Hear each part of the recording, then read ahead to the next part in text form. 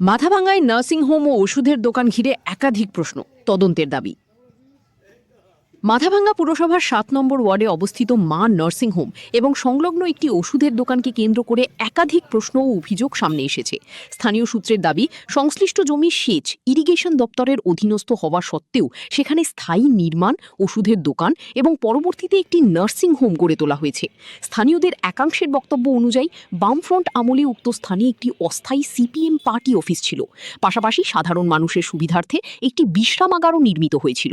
অভিযোগ, ২০১১ সালের পর রাজনৈতিক পট পরিবর্তনের সময় ধীরে ধীরে ওই জায়গার দখল পরিবর্তন হয় এবং উজির মিয়া নামে এক ব্যক্তি সেখানে নির্মাণ কাজ শুরু করেন। পরবর্তীতে সেখানে একটি ওষুধের দোকান চালু হয়, যা তার স্ত্রী জেন্নাতুন বিবির নামে পরিচালিত বলে জানা যায়। স্থানীয় সূত্রে জানা যায়, ২০২১ সালের ১০ ডিসেম্বর ওষুধের দোকানটির উদ্বোধন হয়।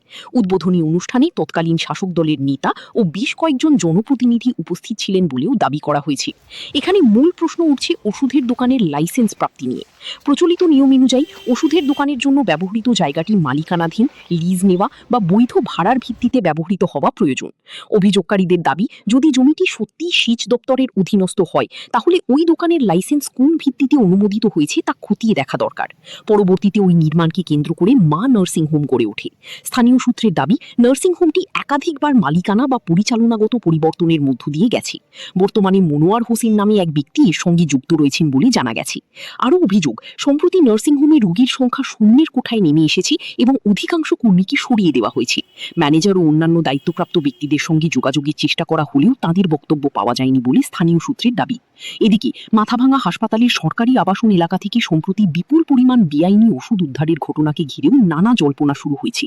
কিছু স্থানীয় বাসিন্দার অভিযোগ, উদ্ধার হওয়া ওষুধের সঙ্গে এই নার্সিংহোম ও সংলগ্ন ওষুধের দোকানের সম্ভাব্য যোগসূত্র থাকতে পারে। তবে এই অভিযোগের পক্ষে এখনও কোনো সরকারি বা তদন্তকারী সংস্থার নিশ্চিত বক্তব্য সামনে আসেনি।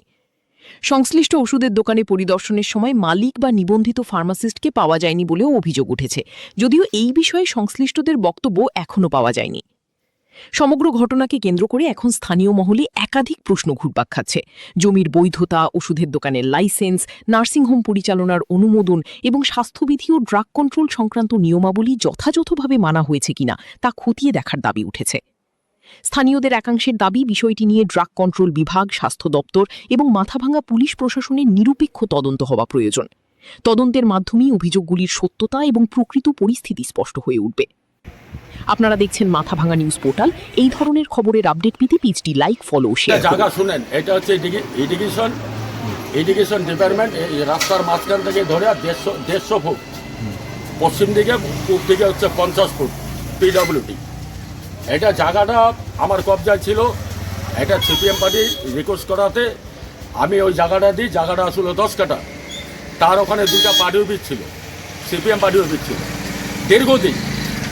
34 যখন ক্ষমতায় আসছে তখন থেকে নিয়ে আখড়ি অব্দি এইটা লাস্টে তৃণমূল দখল করে পার্টি অফিস হস্তক্ষেপ করার পরে এইটাকে সে বিল্ডিং বানায়।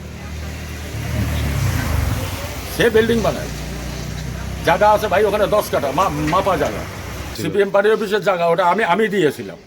সেটা অরুণদাও জানে, দীনেশ ডাকুয়ারও জানে, মন্তর সরকারও জানে, শ্যামল বরুণদাও জানে, পার্টির প্রত্যেকেই জানে। ওই জায়গাটা 10 কাঠা আমি দিয়েছিলাম। এটা হাতছাড়া হলো আপনাদের সিপিএমের 1-2 জন লোক ওর মদত করলো এবং ওই পার্টিতে যে তখন যান বাঁচানোর জন্য, নাম বলবো না, যান বাঁচানোর জন্য ওদের কাছে আত্মসমর্পণ করলো।